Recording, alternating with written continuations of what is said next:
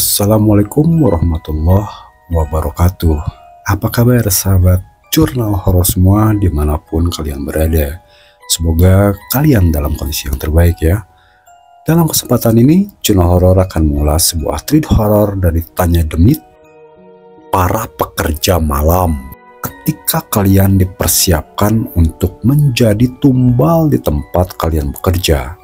Tapi sebelum masuk ke dalam cerita, jurnal horor akan mengucapkan banyak-banyak terima kasih kepada sahabat jurnal horor yang sudah support subscribe-nya. Yang belum subscribe silahkan subscribe, itu gratis.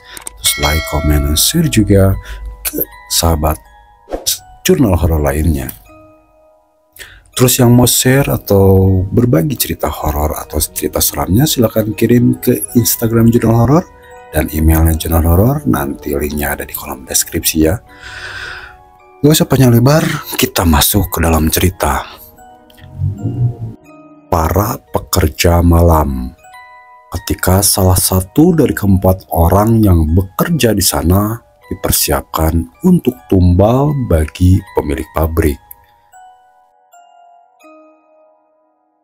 Mereka bertiga seperti sedang dimarahi oleh security yang ada di sana. Sedangkan aku yang bangun terakhir langsung disuruh untuk bergabung dan mereka bertiga. Dengan kondisi yang basah kuyup, aku langsung masuk ke ruangan HRD.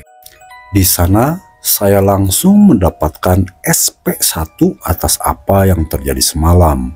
Sedangkan Iman, dia seperti sedang berdebat hebat di ruangan HRD. Aku bisa mendengar bagaimana Iman marah atas apa yang terjadi semalam. Brak! Akhirnya menggebrak meja dan keluar dari ruangan HRD dengan nada marah. Maneh tak apal nanaon nu aya di dieu. Jelema jika maneh mah tak apal nanaon. Kamu tidak tahu apa-apa yang ada di sini. Manusia sepertimu tidak tahu apa-apa, kata Iman dengan nada marah. Dia berjalan dan melewati kita bertiga, meninggalkan Indah sebagai HRD di dalam ruangan. Dia berhenti sebentar dan kembali mendekati kita sambil meminta maaf. Hampurannya bisi orang aya salah, hampura pisan.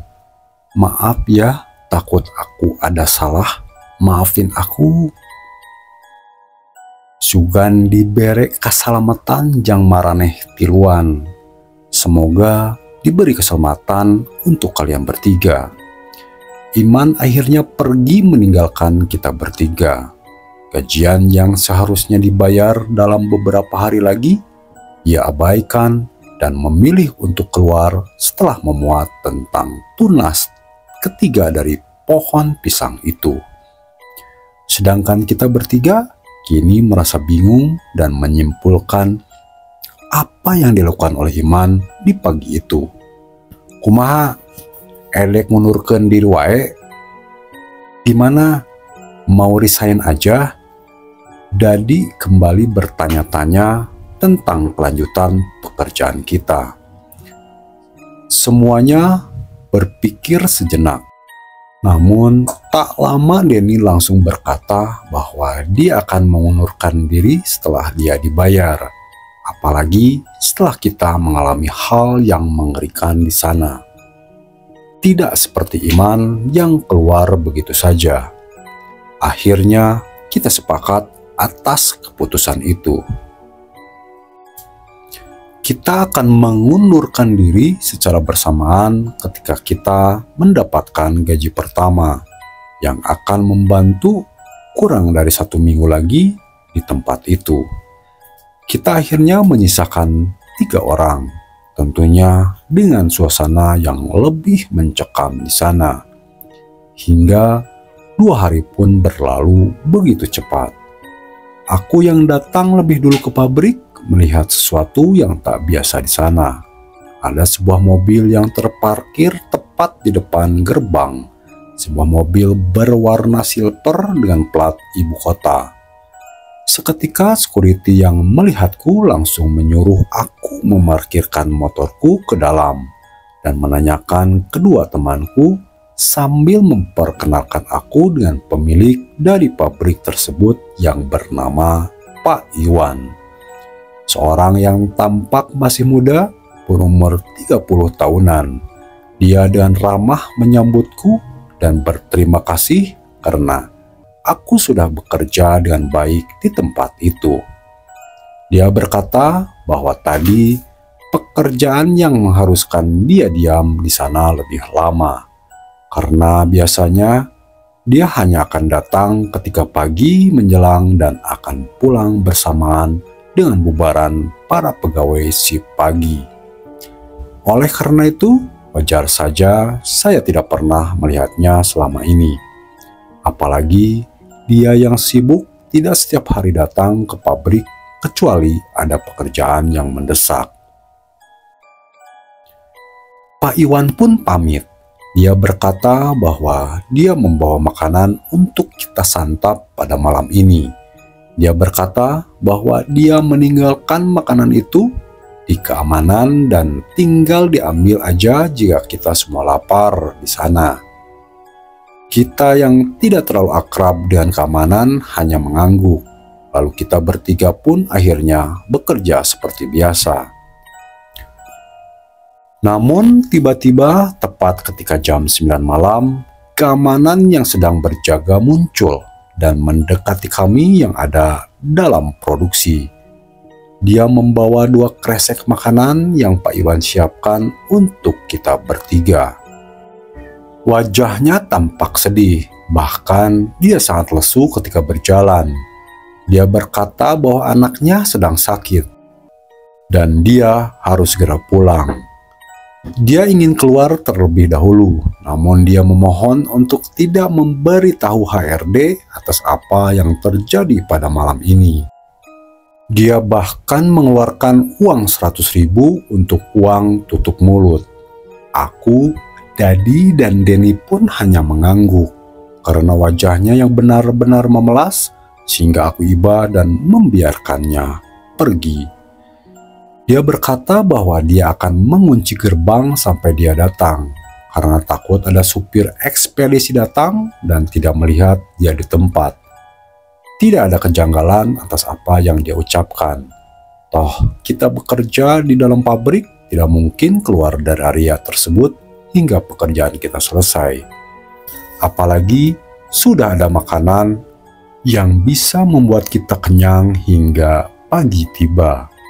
Akhirnya, keamanan meninggalkan kita, sekaligus mengunci gerbang dari luar.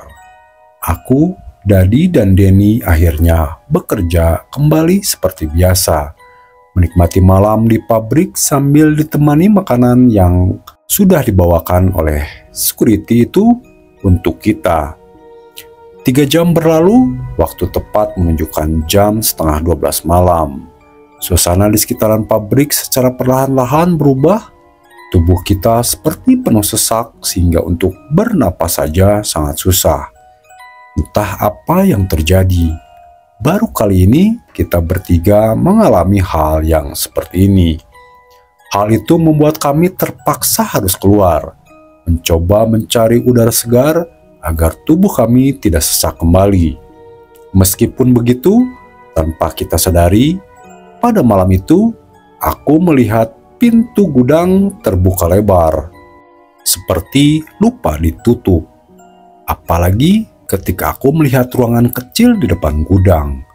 Pintunya juga terbuka dan hanya tertutup tirai tipis berwarna merah, sehingga aku masih belum bisa melihat isi dari ruangan tersebut.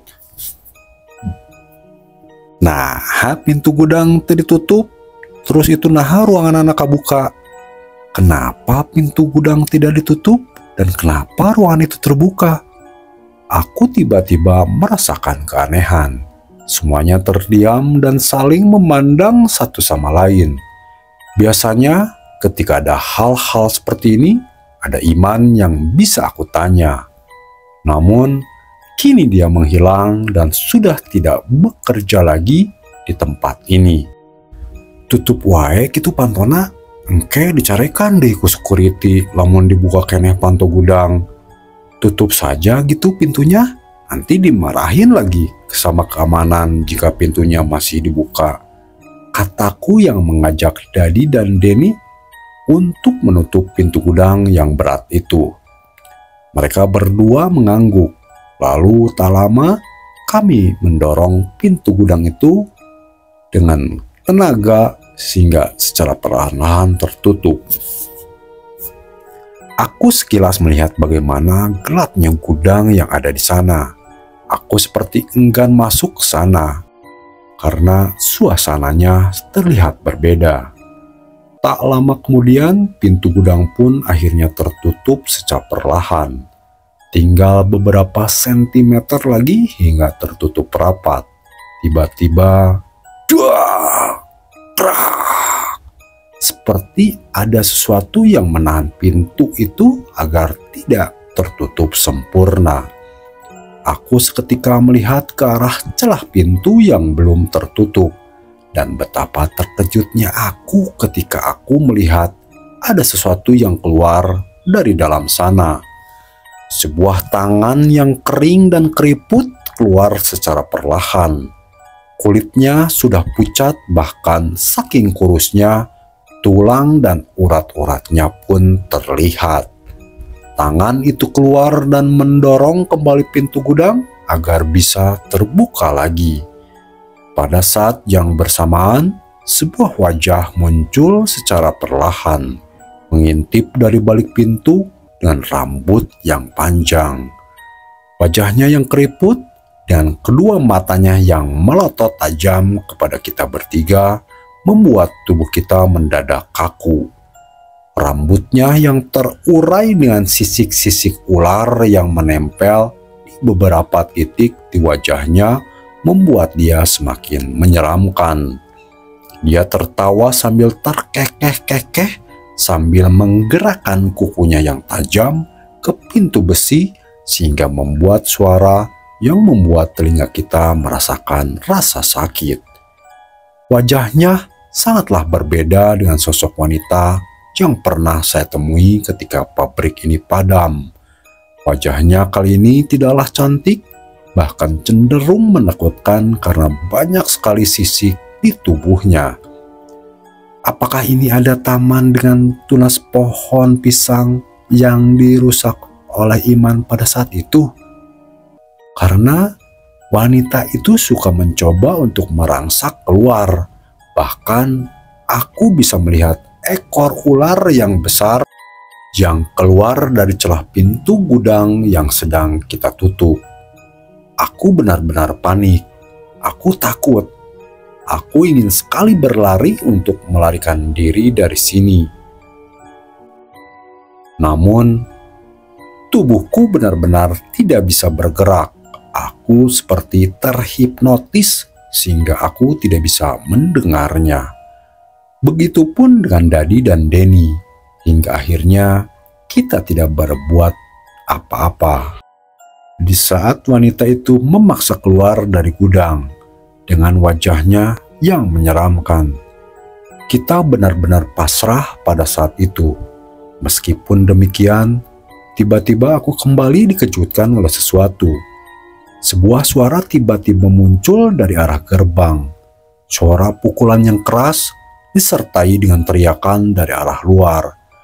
"Dadi, Denny, Dik, buka gerbangnya!"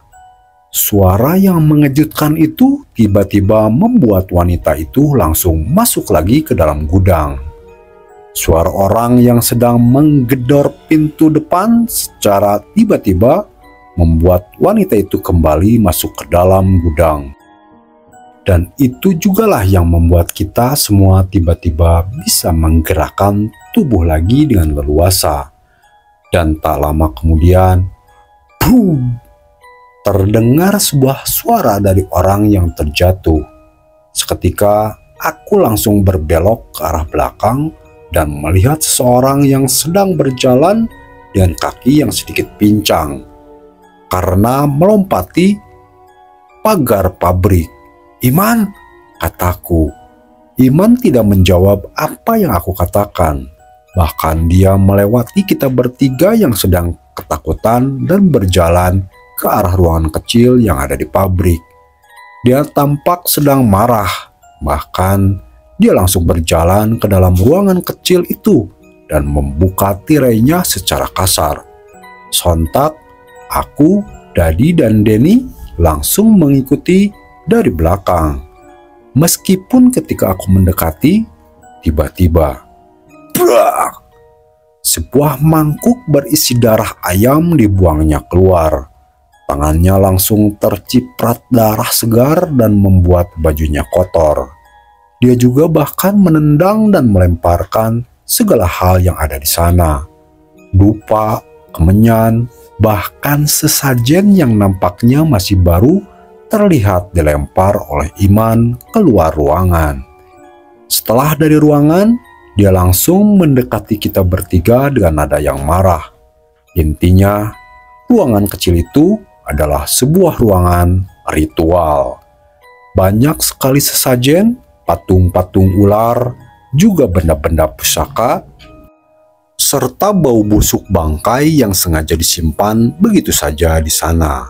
Aku, Dadi, dan Denny benar-benar terkejut ketika melihat isi dari ruangan itu.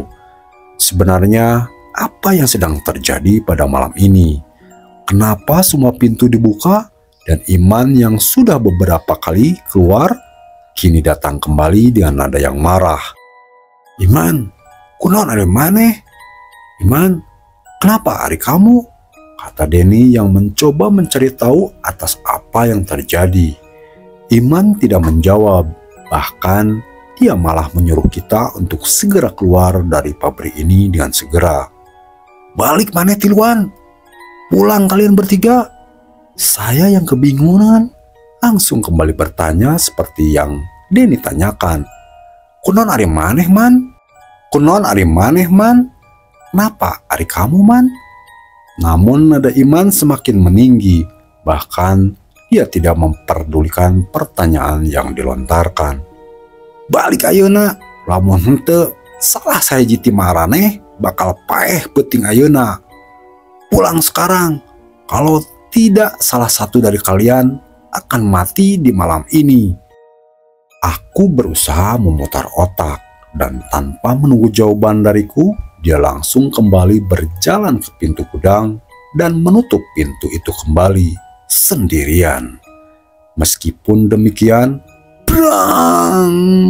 Terdengar dengan jelas suara desis ular ditambah dengan benda-benda yang dilempar dengan kuat dari arah gudang. Apalagi ketika aku baru sadar akan ucapan Iman. Tiba-tiba, "Tong ngaganggu tumbal aing.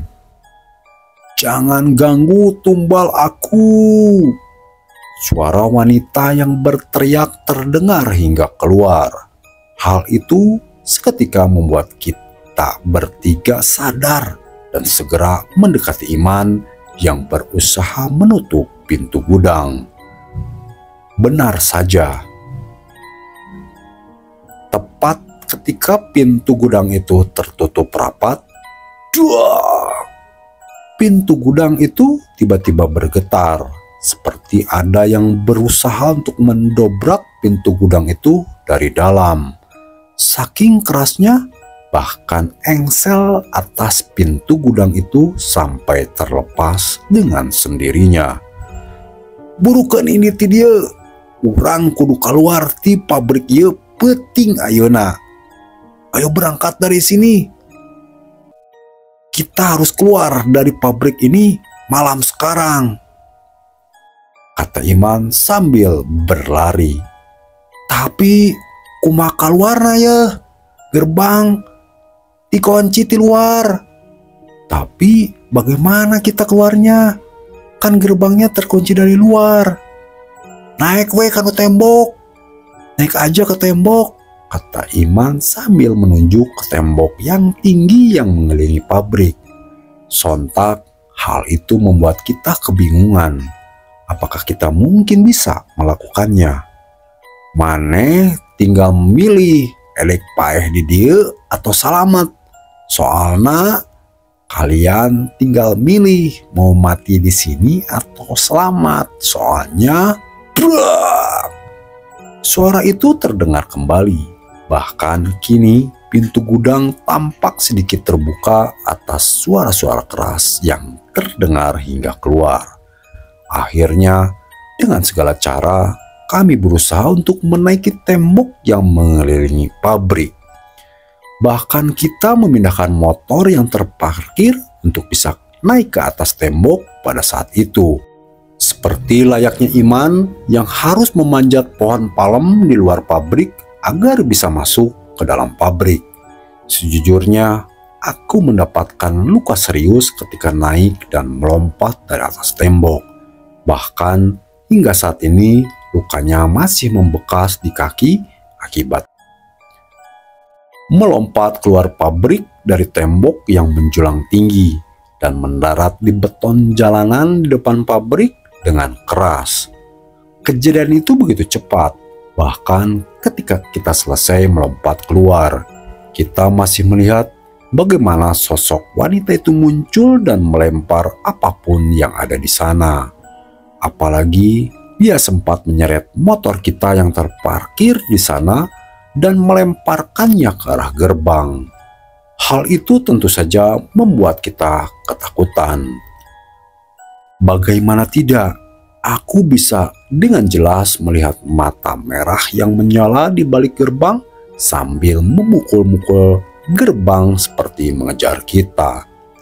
Bahkan saking takutnya, aku seperti ingin berlari dari sana. Meskipun demikian, sudah, sekarang mah kita aman, kata Iman sambil duduk dan memagari gerbang pabrik yang tertutup rapat. Yang pasti kita tunggu sampai pagi, ambil motor dan gaji kalian, terus jangan kembali lagi. Setengah jam setelah kejadian itu, pabrik tiba-tiba kembali menjadi hening. Bahkan lampu yang menyala di sana tiba-tiba mati dengan sendirinya. Suara-suara gaduh pun tiba-tiba menghilang. Aku, Dadi, Denny, dan Iman hanya duduk dan memandangi pabrik itu dari luar. Awalnya, saya ingin meminjam motor Iman untuk meminta pertolongan, karena beberapa dari kami mendapatkan luka yang serius. Namun Iman menahannya, dan dia berkata bahwa kita harus tahu apa yang terjadi selanjutnya.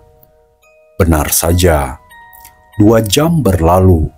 Tepat jam 2 pagi, tiba-tiba sebuah motor muncul dan terlihat di sana security datang kembali ke arah pabrik seperti ada yang terjadi atas apa yang terjadi kepada kita di dalam sana. Dia datang dan tergesa-gesa memarkirkan motornya di gerbang depan dan langsung berusaha membuka gembok gerbang depan. Meskipun begitu, tak lama dia sadar bahwa kita semua berada di seberang jalan melihat dirinya yang panik itu.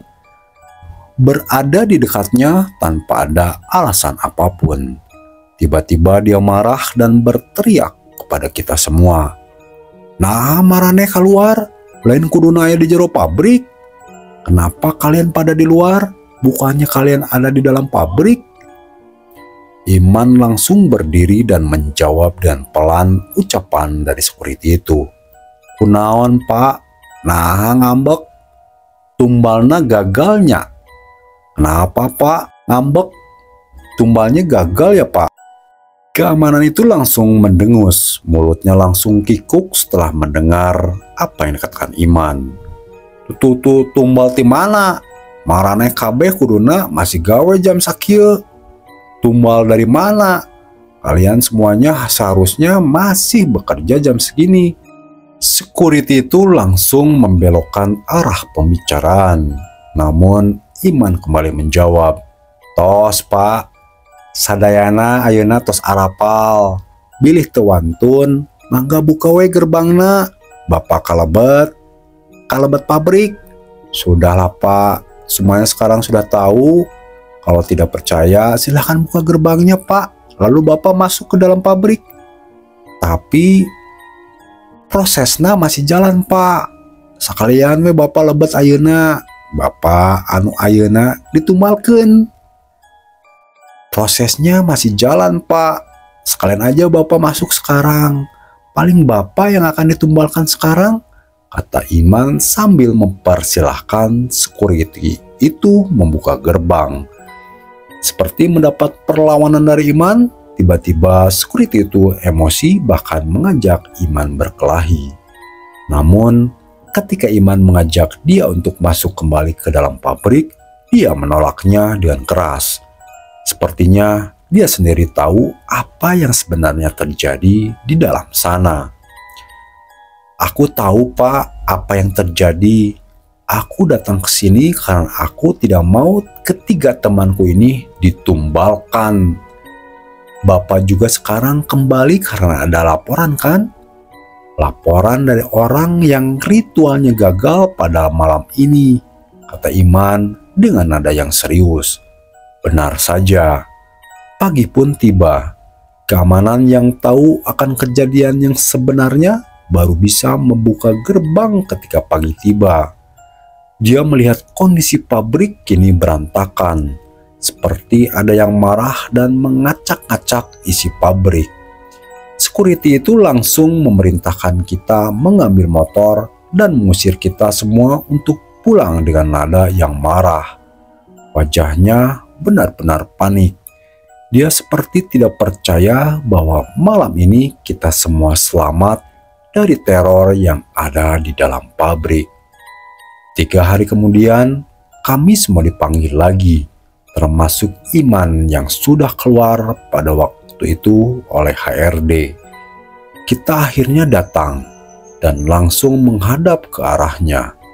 Di sana, aku tidak bertemu dengan security yang aku temui pada saat itu. Entah dia keluar atau dia tidak masuk pada hari itu. Yang pasti ketika kita datang, kita disambut dengan keamanan atau security yang baru. Dia tampak ramah dan sepertinya dia tidak mengetahui tentang rahasia di pabrik ini. Saya juga tidak melihat mobil Pak Iwan yang merupakan pemilik pabrik. Ada desas-desus, Pak Iwan keluar kota selama beberapa hari sehingga dia tidak masuk semenjak kejadian itu. Kita akhirnya masuk ke ruangan HRD. Tanpa ada dialog yang panjang, HRD langsung menyodorkan sebuah surat yang ada di dalam amplop. HRD itu hanya mengatakan bahwa ini adalah surat dari Pak Iwan. Dia juga menyodorkan amplop uang yang merupakan gaji kita semua. Masalahnya, itu adalah sebuah surat yang harus kita tanda tangani, sebuah surat yang berisi bahwa kita tidak boleh menceritakan hal itu kepada siapapun. Kita juga mendapatkan bayaran lebih untuk menutup mulut atas apa yang terjadi pada malam itu. Kita menandatangani surat itu dan memasukkannya kembali ke dalam amplop. Setelah itu, HRD menyodorkan surat lagi, yaitu surat pengunduran diri beserta paklaringnya yang harus kita tanda tangani kembali pada saat itu. Tanpa berpikir panjang, akhirnya kami sepakat untuk menandatangani surat pengunduran diri tersebut sehingga kami secara resmi sudah keluar dari sana. Saya sendiri awalnya tidak berani mengangkat cerita ini ke dalam cerita. Namun karena katanya konon pabrik itu sudah bangkrut akibat pandemi. Jadi aku bisa menceritakannya kembali di sini atas apa yang terjadi pada saat itu. Aku sempat bertanya kepada Iman kenapa dia sampai kembali dan menyelamatkan kita semua. Iman hanya menjawab, dia hanya ingin menyelamatkan nyawa kita. Apalagi orang tuanya mendorong dirinya kembali setelah dia bercerita tentang pabrik itu 1 hari setelah dia keluar. Saya juga mendapatkan desas-desus tentang apa yang terjadi selanjutnya dan setelah kejadian itu. Tepat ketika salah satu dari kita akan ditumbalkan pada malam tersebut dan akhirnya gagal. Secara kebetulan, kedua orang tua pemilik pabrik tiba-tiba tak sadarkan diri pada malam itu. Hal itu membuat dia langsung menelpon security. Meskipun di pagi harinya, akhirnya kedua orang tuanya pun meregang nyawa.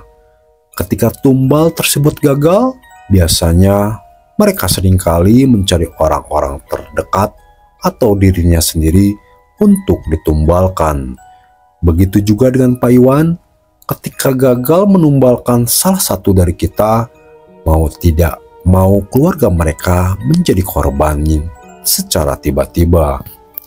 Tempat-tempat seperti mesin pemintalan benang, WC yang tidak boleh ditutup, dan mesin potong kain itu adalah tempat-tempat korban yang ditumbalkan pada tahun-tahun sebelumnya, sehingga jiwa masih ada di sana dan terus menghantui para karyawan yang bekerja di sana.